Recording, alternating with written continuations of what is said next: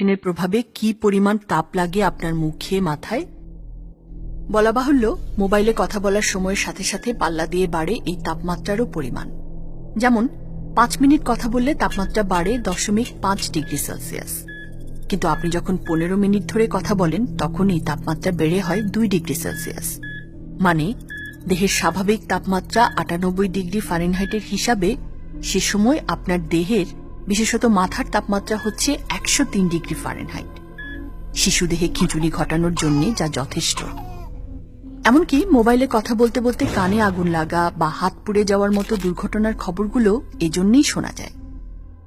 অতিরিক্ত মোবাইল ব্যবহারের ফলে যেসব শারীরিক মানসিক প্রভাব পড়তে পারে তা হল মাথা ব্যথা, অবসাদ, ঘুম না হওয়া, স্মৃতিশক্তি কমে যাওয়া, আলঝেইমার, পুরুষ প্রজনন ক্ষমতা কমা, হাতের হাড় ব্যথা, শ্রবণ শক্তি কমে যাওয়া এবং দ্রুত বুড়িয়ে যাওয়া। ক্যান্সার এবং মোবাইল ফোনের মধ্যে কোনো সম্পর্ক আছে কিনা তা নিয়ে যারা গবেষণা করেছেন তাদের প্রায় সবাই একমত যে সম্পর্ক আছে। আমেরিকান ক্যান্সার সোসাইটির ওয়েবসাইটে বলা হচ্ছে, মোবাইল ফোন ব্রেন টিউমার বা মাথা ও গলার টিউমারের ঝুঁকি অনেকটা বাড়িয়ে দিতে পারে। গবেষকরা বলেন, আপনার দেহের যে অংশগুলো মোবাইল ফোনের বেশি কাছাকাছি থাকে সে অংশগুলোর ঝুঁকিও বেশি। যেমন পুরুষরা সাধারণত মোবাইল রাখে তাদের প্যান্টের সামনের বা পেছনের পকেটে। 10 বছর ধরে পরিচালিত হয়েছে এমন একটি পরীক্ষা থেকে দেখা গেছে, এতে করে পুরুষদের শুক্রাণুর পরিমাণ কমেছে এর উর্বরা শক্তি। গবেষণায় দেখা গেছে সেলফোন রেডিয়েশনের সংস্পর্শে বেশি থাকলে ব্রেনের ভেতর ঘটে ফ্রি র্যাডিক্যাল ফরমেশন নামে একটি অস্বাভাবিক জৈব প্রক্রিয়ার, যা ব্রেন টিউমার সৃষ্টির কারণ। আর মোবাইলের কারণে সবচেয়ে বেশি হবার ঝুঁকি যে ব্রেন টিউমারের, তার নাম অ্যাকোস্টিক নিউরোমা, শ্রবণ স্নায়ুর টিউমার। গবেষণায় দেখা গেছে 5 বছর ধরে যারা দিনের বেশিরভাগ সময় মোবাইল ফোন ব্যবহার করেছে, অ্যাকোস্টিক নিউরোমার ঝুঁকি তাদের বেড়েছে 125 ভাগ।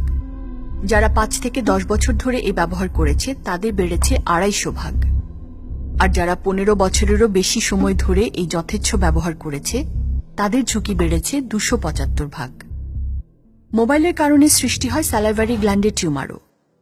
প্রখ্যাত ইএনটি সার্জন অধ্যাপক ডা. প্রাণ গোপাল দত্তের মতে, ইদানিং দেশে স্যালাইভারি গ্ল্যান্ডের টিউমার বেড়ে গেছে অনেক। প্রতি মাসেই গড়ে 4 থেকে 5টি সার্জারি করেন তিনি স্যালাইভারি টিউমারের। কিন্তু এর প্রতিকার তাহলে কি?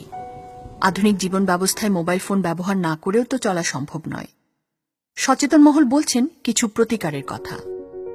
মোবাইলে কথা বলার সময় 3 মিনিটেই সীমিত রাখুন। একবার কথা বলার পর 15 মিনিট বিরতি দিন।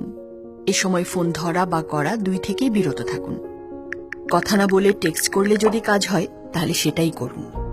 সরাসরি কোনো মোবাইল সেট কানে না লাগিয়ে স্পিকার ফোন বা হেডসেট বা এ জাতীয় কোনো হ্যান্ডস ফ্রি ব্যবহার করুন।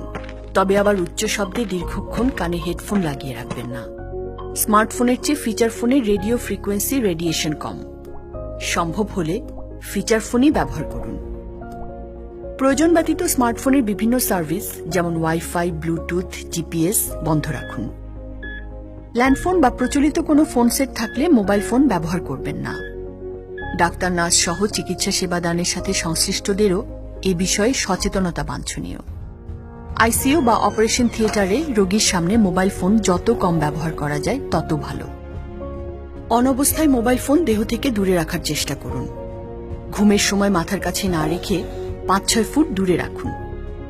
তবে সবচেয়ে ভালো অভ্যাস হল রাত 11টায় ফোন বন্ধ করে ঘুমোতে যাওয়া। সবশেষে শিশুকে মোবাইল ব্যবহার থেকে বিরত রাখুন। বিষ ভর্তি বোতল বা শিশিকে যেমন আমরা শিশুর নাগালের বাইরে রাখি, তেমনি আপনার মোবাইল ফোনও যেন আপনার শিশু ব্যবহারের সুযোগ না পায় সেটি নিশ্চিত করুন। আপনার ও আপনার পরিবারের জীবনে মোবাইল ফোনের ব্যবহারকে নিয়ন্ত্রণ করুন। নইলে যে পরিণামগুলোর কথা এতক্ষণ শুনলেন তা আপনার জীবনকেও বিপর্যস্ত করতে পারে।